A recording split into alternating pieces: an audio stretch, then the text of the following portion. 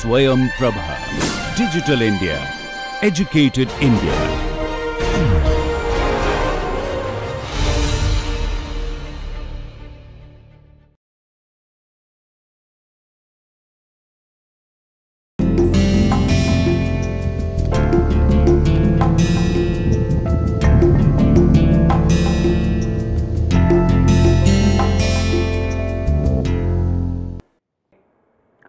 Welcome to this series of lectures on understanding Gandhi.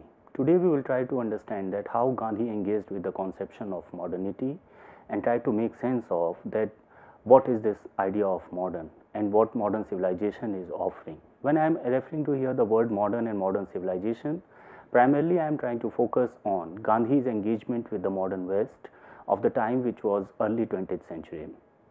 Gandhi was continuously interrogating and trying to examine his own position and the position of the modern West vis-a-vis whole lot of issues including industrialization, capitalism, modern representative democracy and the new modes of organization of social life around the conception of individualism. It was a challenging time in multiple ways. Gandhi was undergoing tremendous transformation at his own personal level in terms of experimenting with the conception of sexuality, experimenting with the conception of his own inner values, core values. He was examining, he was testing his fundamentals regarding the conception of religion, regarding the conception of an individual's role in the society. On the same hand, he was also trying to examine that what is the role of the family, the role of the state and the society. And it was under this process of undergoing major transformation that Gandhi was also trying to look at the whole conception of the modern West. So today's lecture will try to focus on the whole conception of modernity, what is modernity, how Gandhi perceived the understanding of modern and modern civilization and the West on the one hand. On the other hand, we will also try to examine that how Gandhi's seminal text Hind Swaraj looks at the conception of the modern West and Western civilization. But that's not the only task we are trying to achieve. The other part of the lecture will also try to look at the conception of civilization as it has been examined and understood in the Indian context.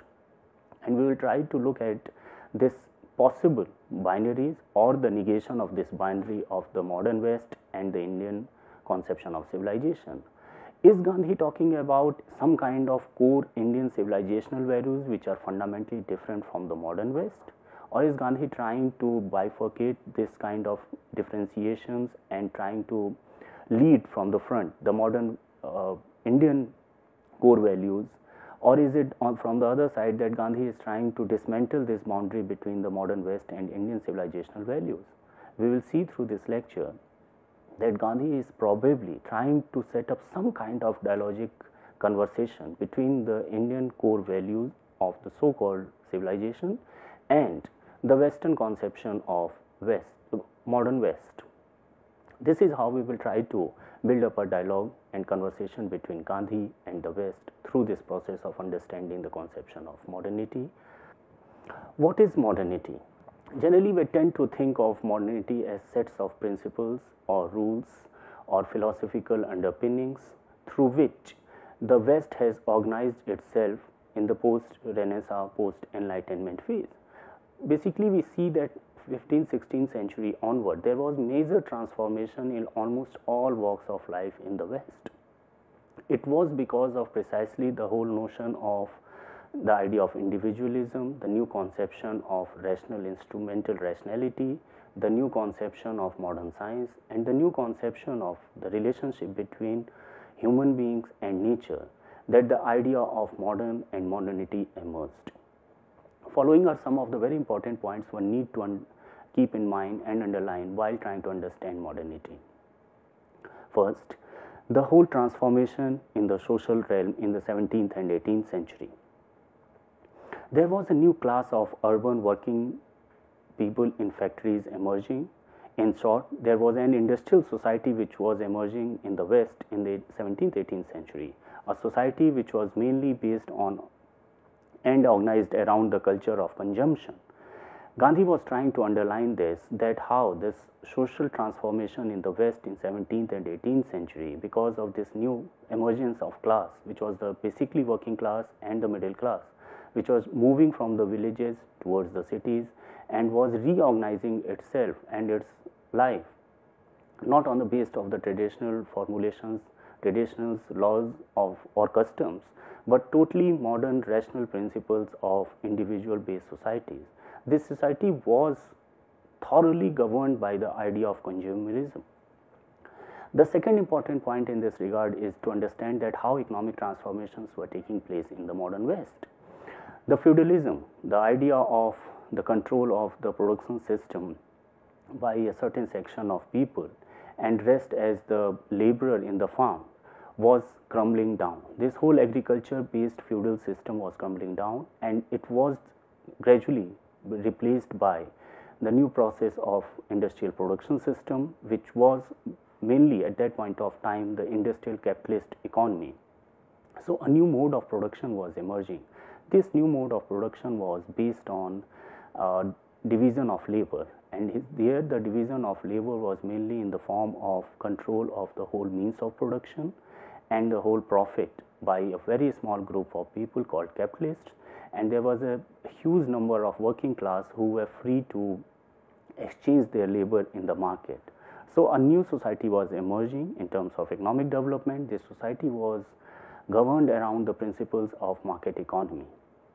Here by market economy precisely I mean that whatever the need of the person is to be supposed to be fulfilled by the market, and whatever is there available in the market is supposed to and is available to be bought in the market. It was totally based on the system of demand and supply on the one hand.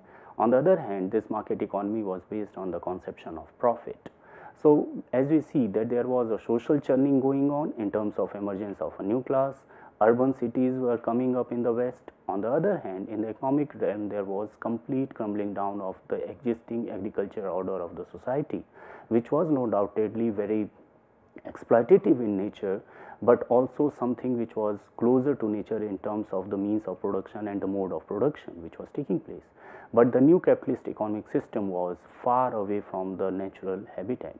It was more of an instrumental rationalized economy which was urban located, and where the whole production system was to great an extent creating whole lot of distance between different individuals.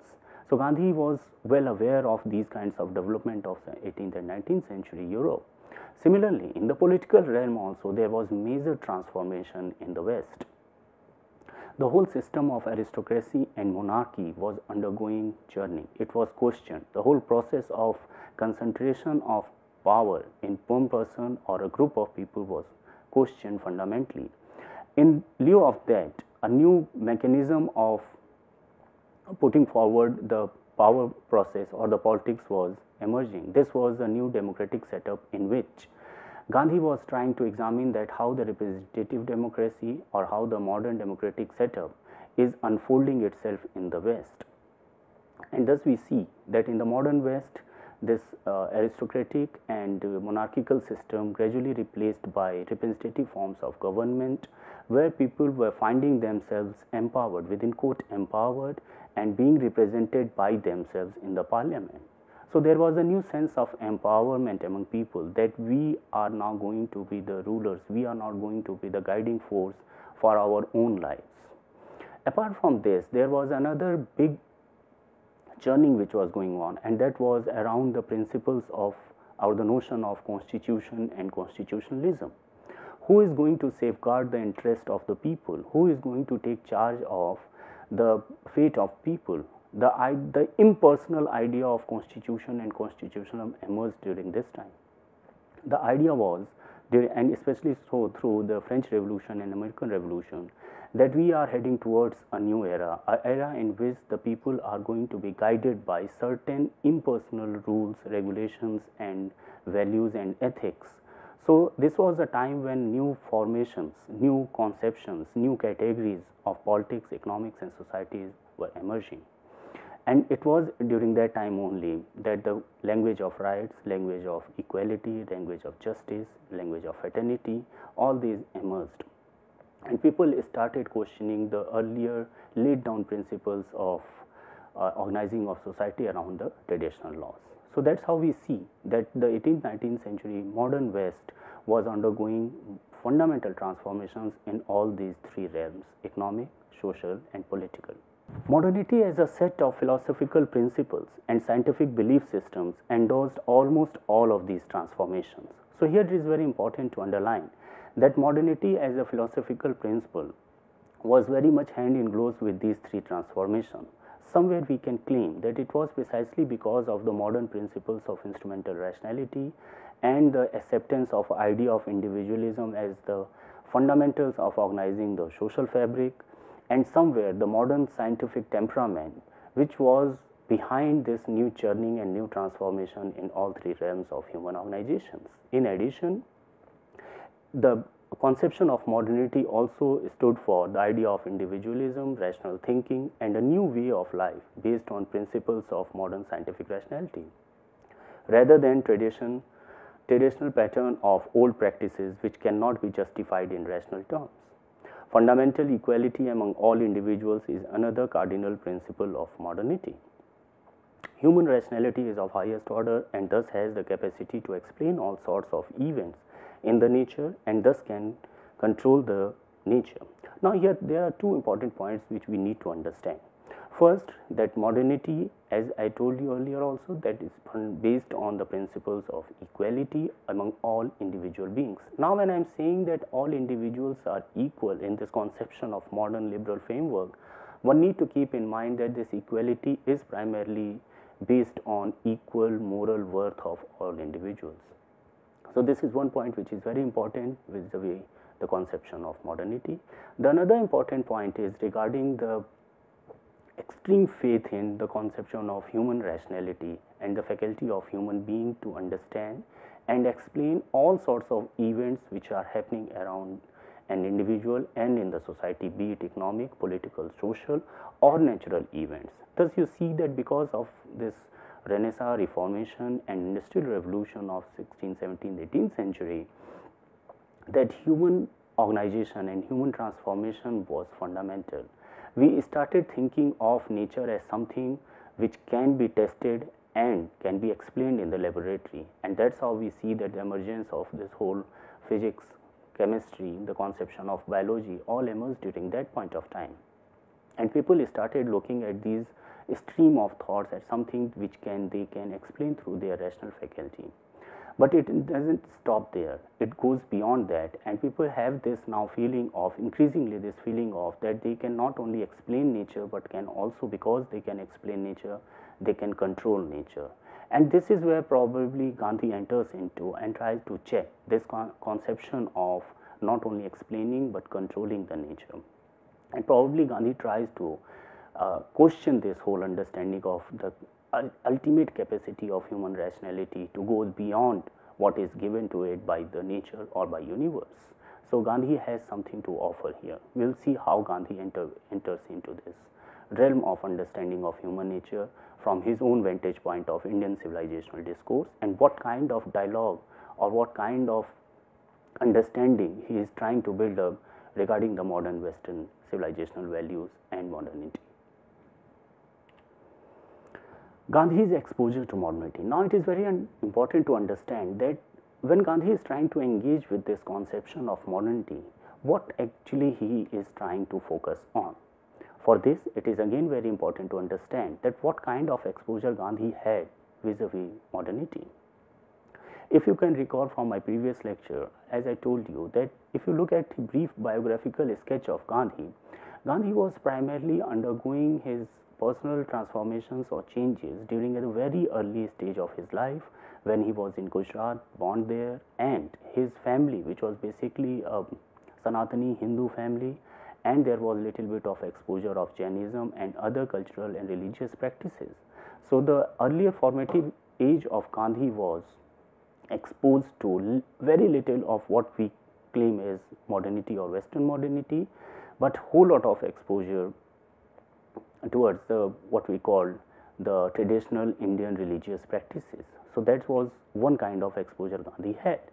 If you ask me that what kind of exposure he had regarding the Western modernity, I think at maximum what all he could gather at that point of time regarding the modern Western modernity was primarily around the conception of the British Empire and the colonial power in India.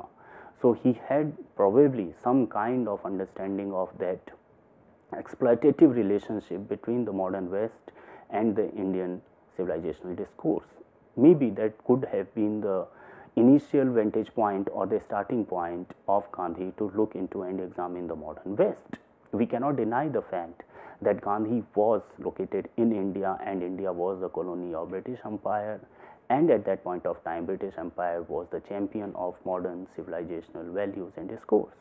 So Gandhi must have been undergoing certain kind of psychological personal transformations and churning and questioning and anxiety that what kind of relationship is this and what is the basis of this relationship.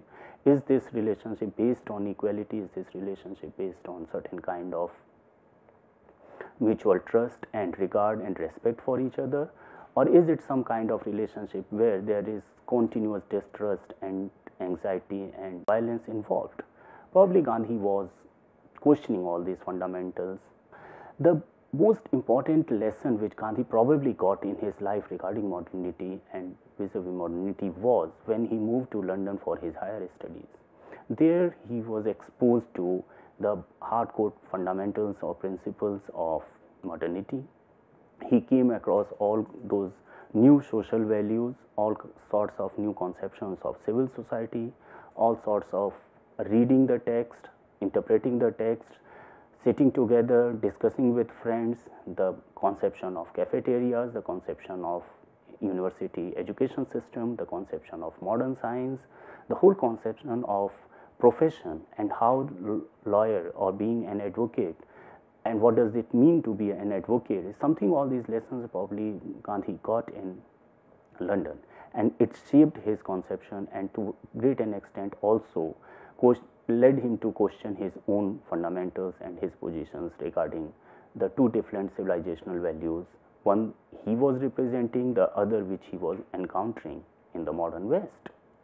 We will probably try to, in this lecture, bring in these two different tropes in Gandhi's personal life to examine that how Gandhi looked at this conception of modernity, one from his own vantage point.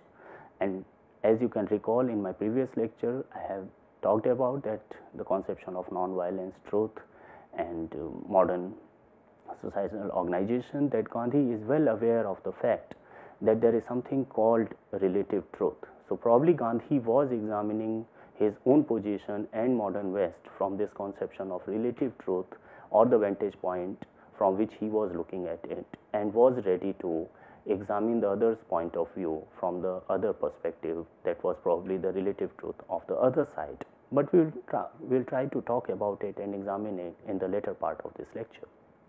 Whatever Gandhi was exposed to as modern of the sort we discussed in the previous slide was through the principles and practices followed by the British in India.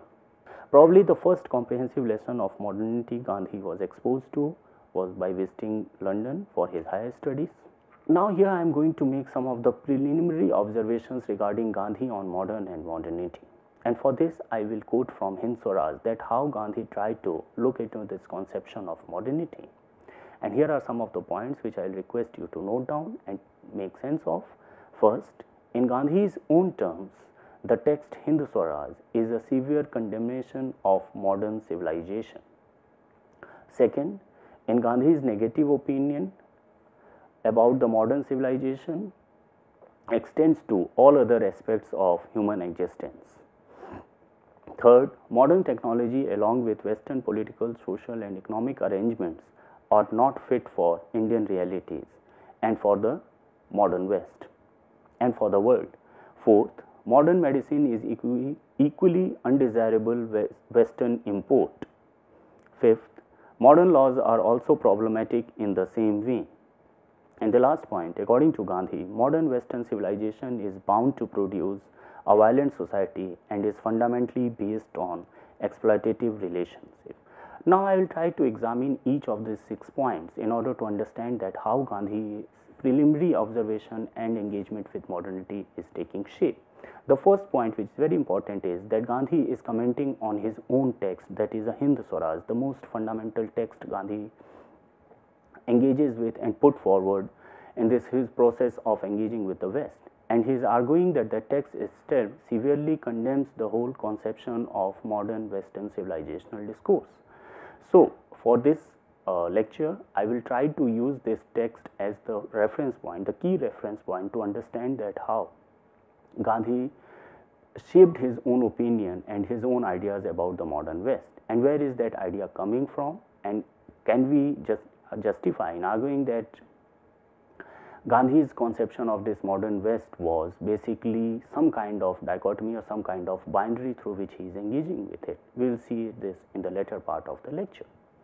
The second important point Gandhi is talking about is that modern civilization extends to all other aspects of human existence, and this is something again Gandhi is questioning, that you cannot have this kind of process in which one particular civilizational value is spreading all across the globe and it's spreading at the cost of other civilizational values. So this is something which Gandhi is deliberately underlining regarding the modern Western discourse, that it is not something which is limited to the Western hemisphere, but it's spreading wide and it's spreading through the colonial empire.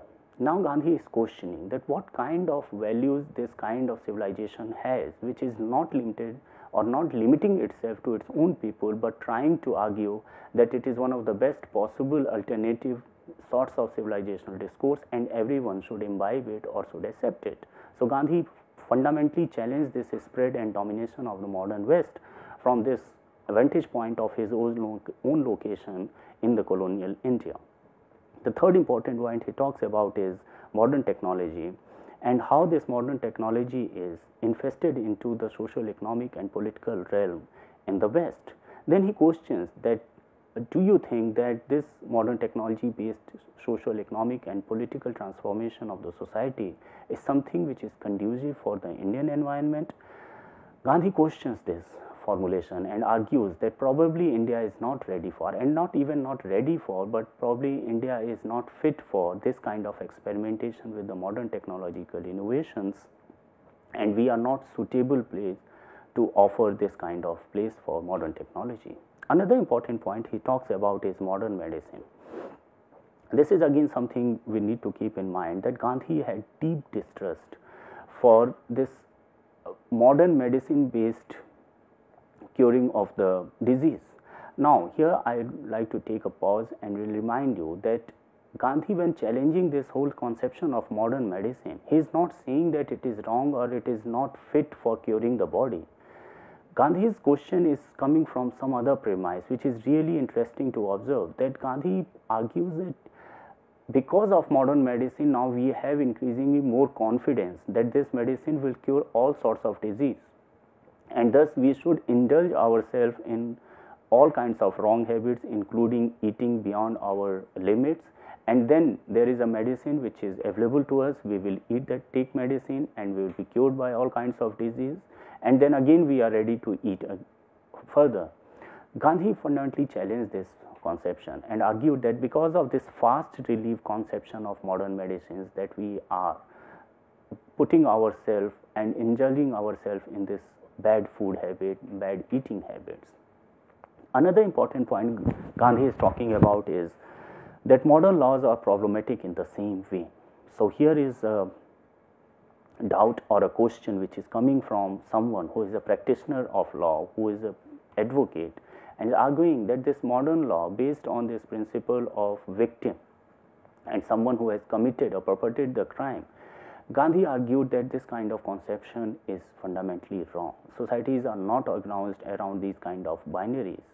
For him, these modern laws are always based on this conception of punishment, which for Gandhi is not acceptable.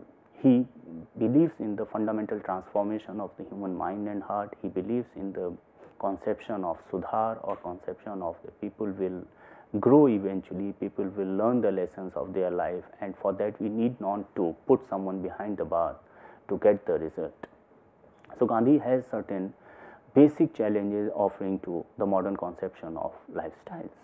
The last point I want to highlight here is the modern Western civilization which bound to produce a violent society. Here Gandhi is again highlighting that how this modern civilization and modern West is offering a new way of life which is fundamentally violent. And here violent doesn't mean killing only, but also violent in terms of the kind of relationship, interpersonal relationship we have at the family level, interpersonal relationship we have at the societal level, and interpersonal relationship we have in terms of between different countries. And not only this, Gandhi even questioned this violent relationship between the human existence and nature. I will focus on this particular aspect of violent relationship between human and nature in the later part of my lecture, but here I will just like to underline that this is how probably Gandhi engages with all sorts of human organization of the West and fundamentally challenges each of them from his own vantage point. We will see that where is this argument of Gandhi coming from. Is Gandhi's argument regarding the Western civilizational discourse and his condemnation or probably the rejection of modern Western civilizational discourse is coming from his core understanding and core values which he gains from the Indian civilizational discourse, or is it something which is emancipatory, which is universal? We will see to it in the later part of the lecture. And here is now the most fundamental question in this lecture. Does Gandhi reject modernity? So here now I am offering you certain presumptions which I will offer, and then I will examine this question further. From the observations made in the previous slide, it appears that Gandhi totally rejects the conception of modernity and the Western civilization for endorsing fully the conception of modernity. In addition, as we saw in the previous lecture, his conviction for non-violence appears to be so strong that one may conclude that since modern and modern civilization are harbinger of violence, Gandhi will automatically reject modern. Now, I like to think about the my previous lectures and the previous part of this lecture also.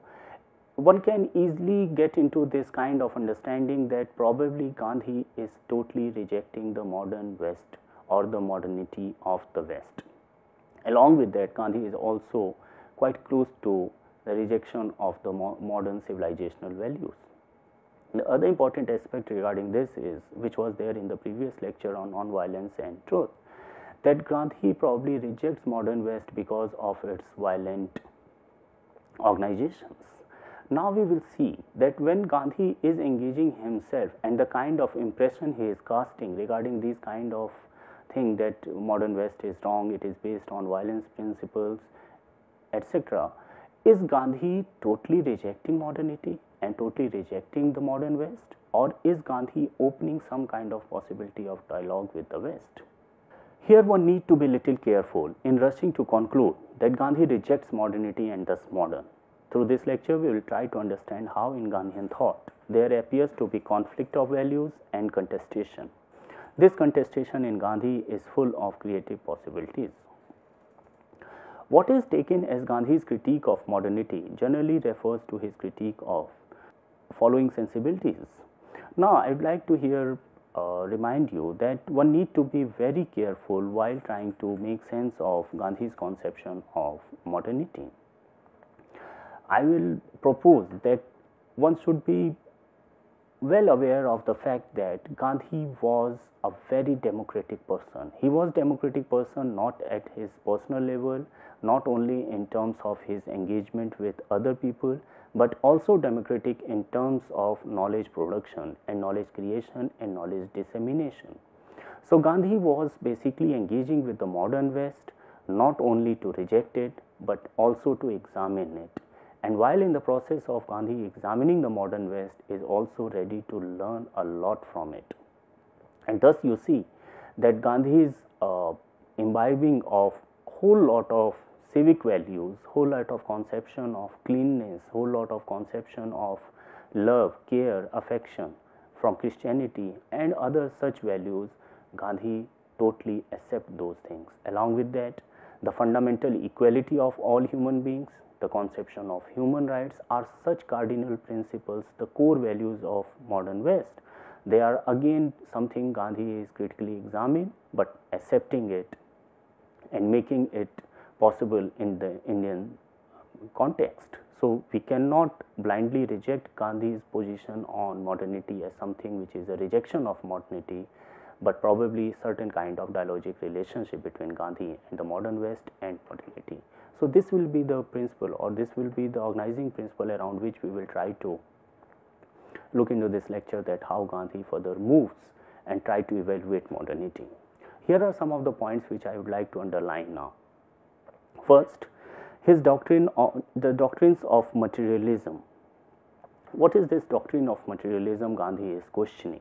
Now, here I am trying to underline that when Gandhi is questioning the modernity and modern West, what actually he is questioning?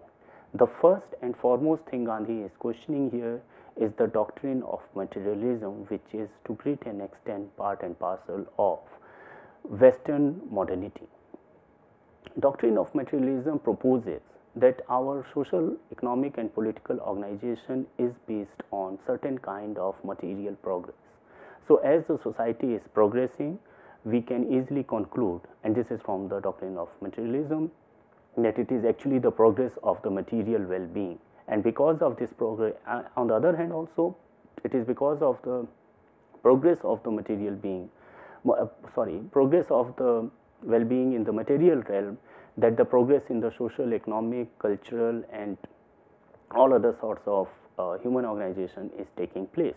Gandhi rejects this. He challenges this conception of doctrine of materialism and argues that any social organization where the human is at the center of the whole universe, one need to always keep in mind that human being is fundamentally a universal being, a spiritual being, and thus the existence, the well-being of an individual cannot be based on material well-being.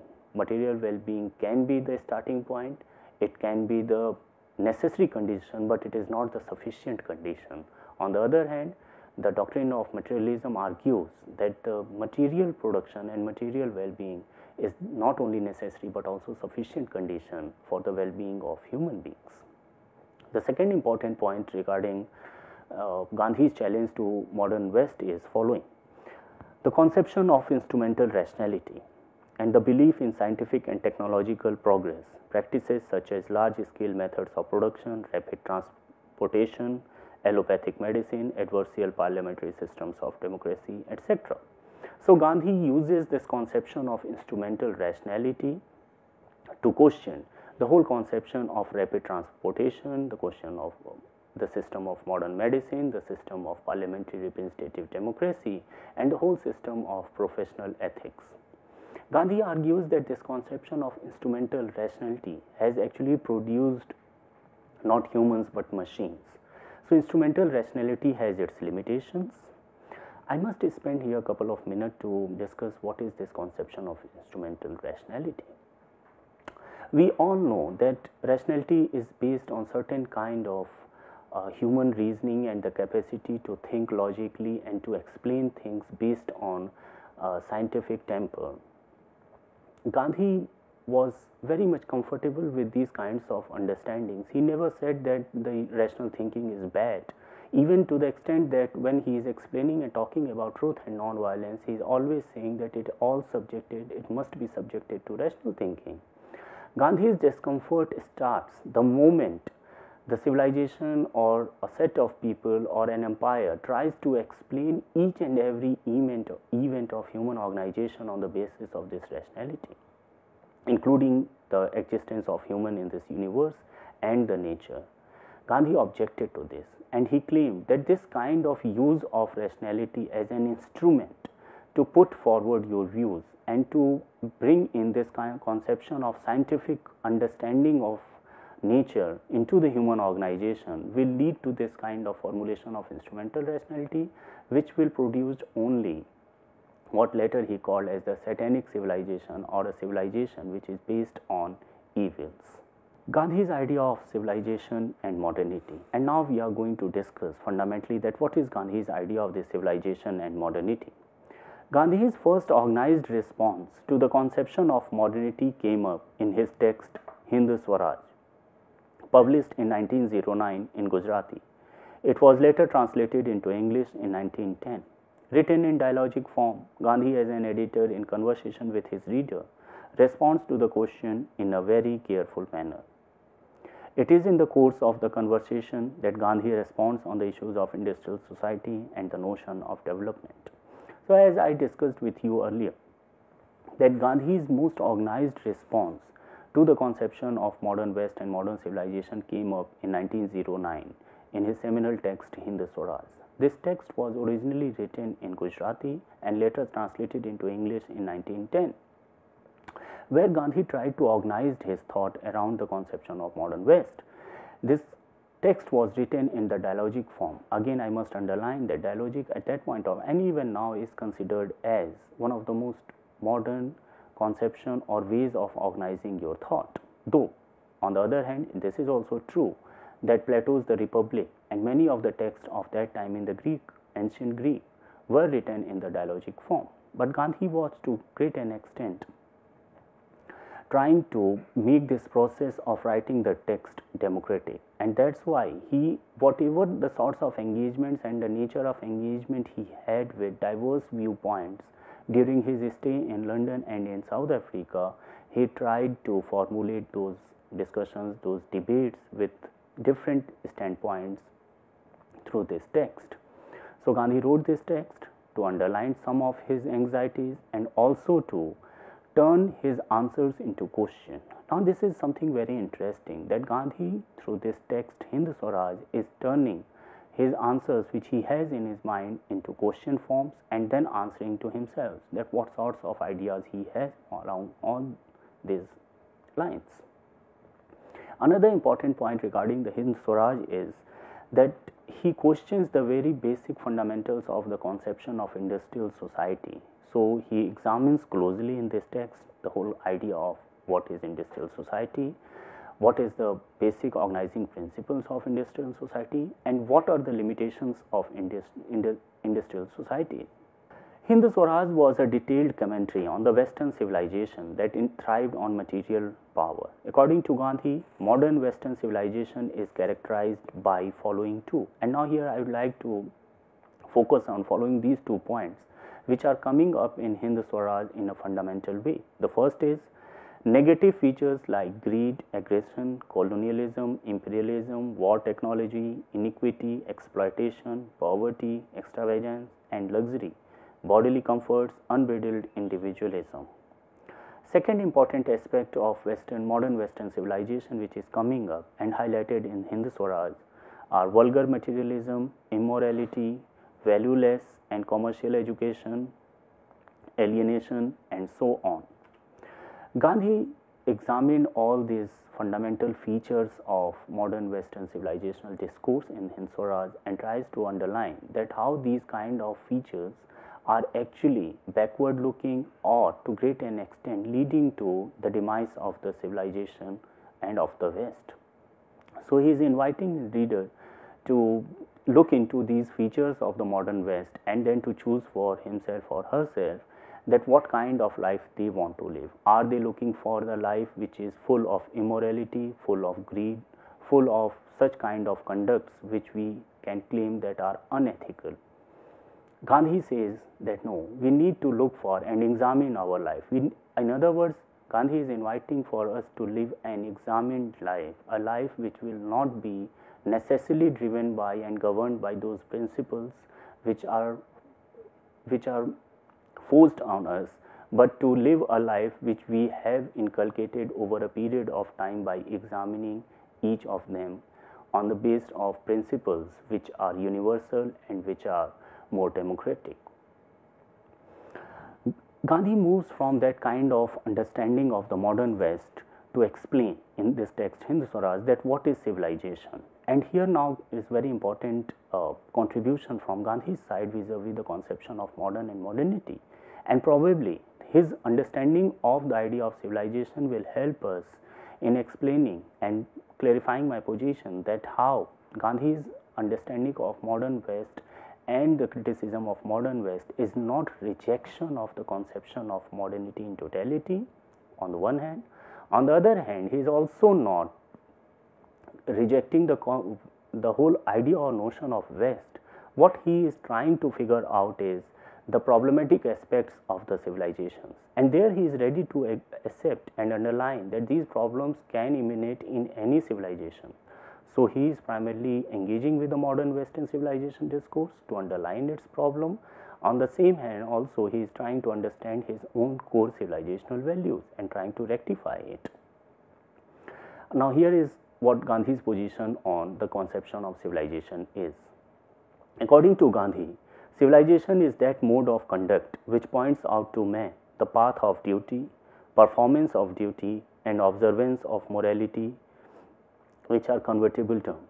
To observe morality is to attain mastery over our mind and our passions. So doing, we know ourselves.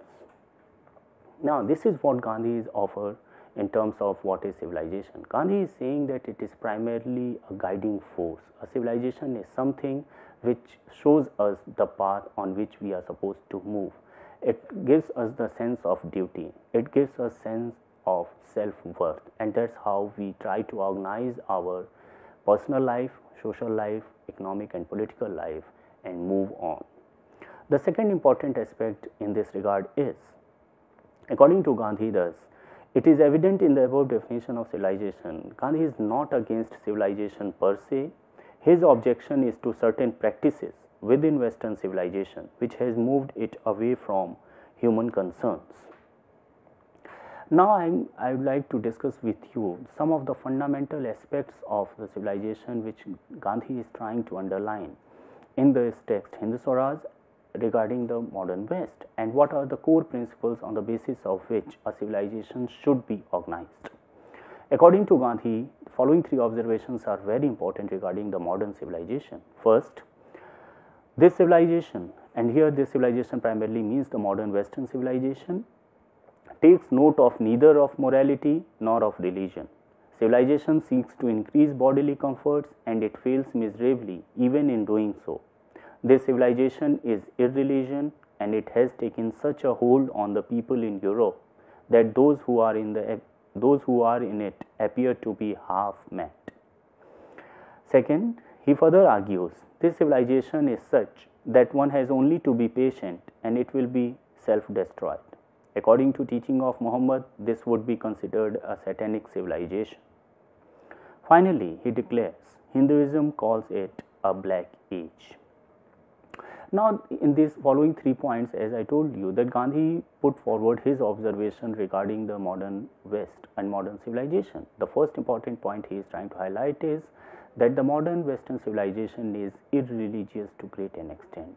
It is immoral to great an extent, and that's why it has no hope for the future.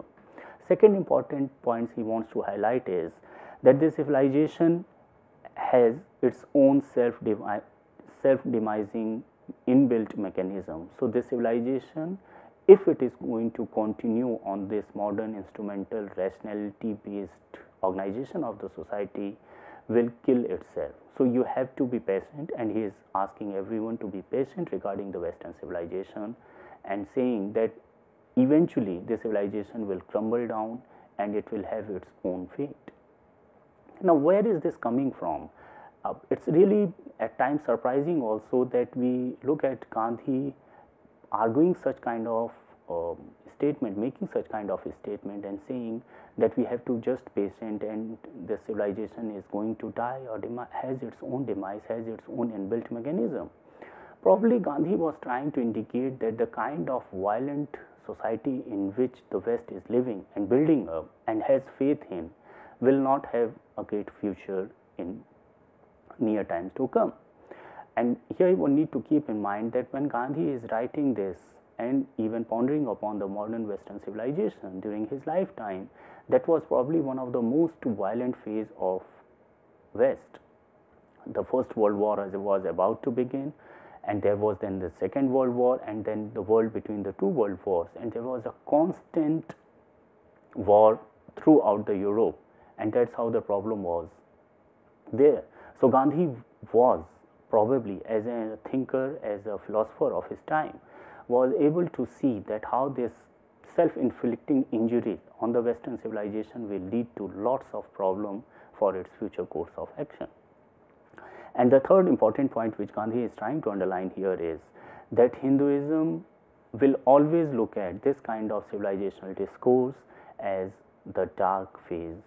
And here now we see that there is this particular individual who belongs to a particular religious tradition, that is Hinduism, and he is very much convinced by some of the cardinal principles of his own religious moorings or religious location, and arguing and putting forward his viewpoint from that vantage point of Hinduism and saying that the Western civilization appears to be dark from my side.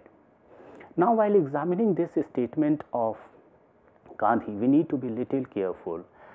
That doesn't mean that actually that Gandhi is totally rejecting the West and somehow celebrating his own location in Hinduism.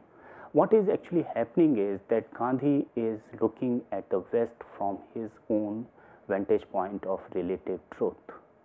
So, when Gandhi is engaging with the West, he is agreeing to himself and to others also. He is trying to make this statement that I am looking at it from a particular vantage point of Hinduism and finding these are the problems, and that's how I am offering my side of the truth. But on the same hand, he is also ready to have dialogue with whole lot of interlocutors who are located in the West, who are subscribing their ideas to the Western civilization and modernity, and ready to learn from him. So, as you know, famously there is this exchange of ideas between Gandhi and one of the most famous scientists of our time. So, that's how it moves on. Western civilization is a satanic civilization. This is again very important statement made by Gandhi, and we need to understand that in what context this statement is coming up, which I have already discussed in the previous slide, and why Gandhi is trying to club Western civilization with satanic civilization. Generally, we tend to evaluate Gandhi's observation on Western civilization through the prism of above statement made by him in his seminal work Hindu Swaraj. Gandhi refers to the introduction of modern medicine and railways to argue that it is the practices within the Western civilization which has caused much of the hardship in the Indian social and economic setup. He gives example of how making available of medicines has led to further indulgence to eat more and destroy your body. Second important aspect which is coming from this satanic civilization conception is that introduction of railways in the length and breadth of India has led to breaking of the epidemics and shortage of foods in areas which has had plenty in the near past. Now, Gandhi's evaluation of the modern Western civilization has following points to offer, and these two are very important to understand that why Gandhi is trying to argue that modern Western civilization is satanic.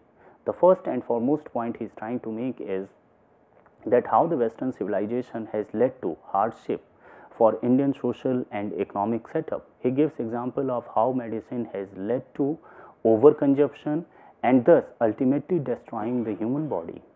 On the other hand, because of the introduction of the railways and the new means of transportations, that hurriedly now people are selling their grains, selling their farm products in the markets which are far away, and thus leading to crisis in the local market.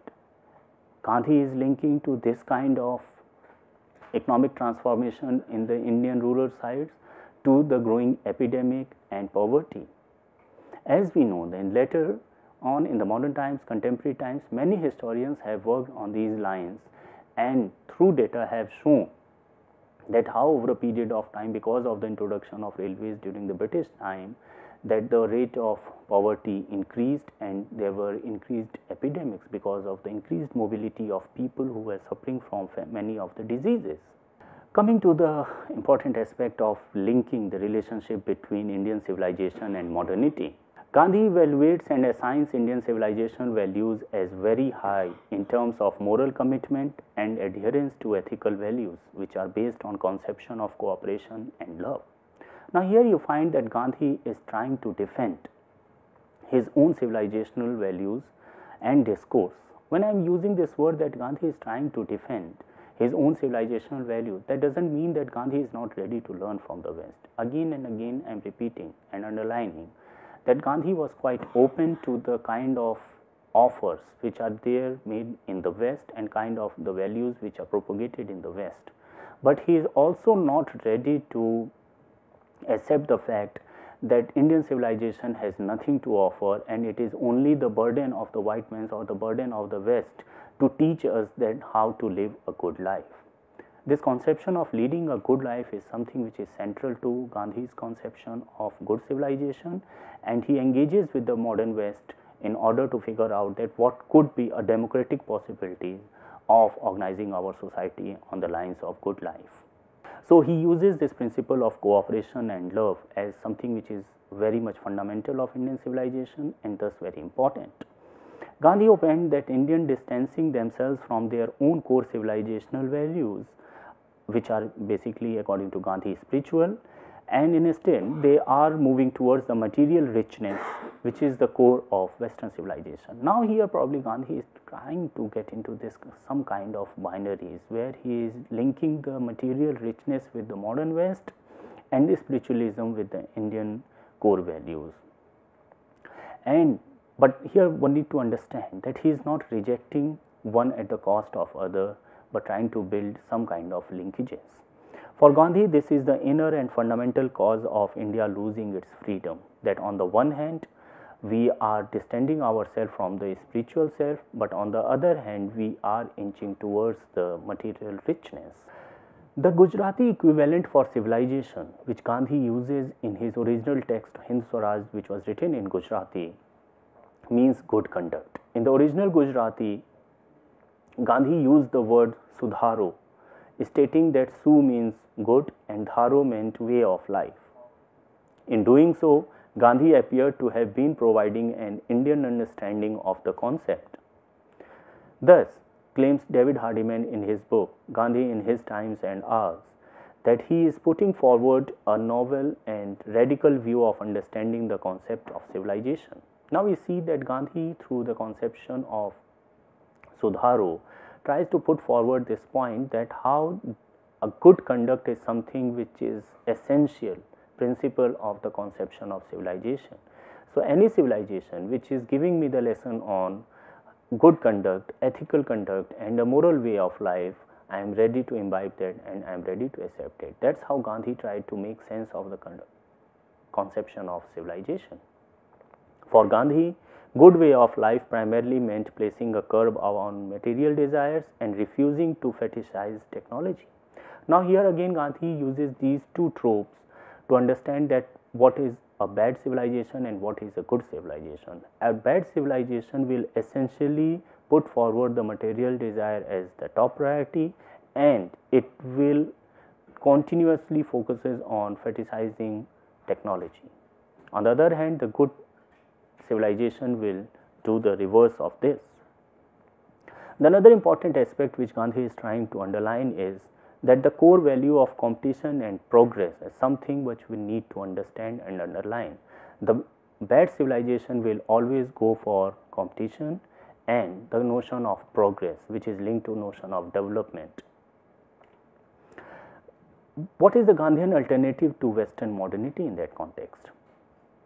Gandhi is offering, by condemning the dominant Western civilizational values such as consumerism and mass production. Now this is very important question, that ultimately what is Gandhi offering by condemning the Western civilizational discourse?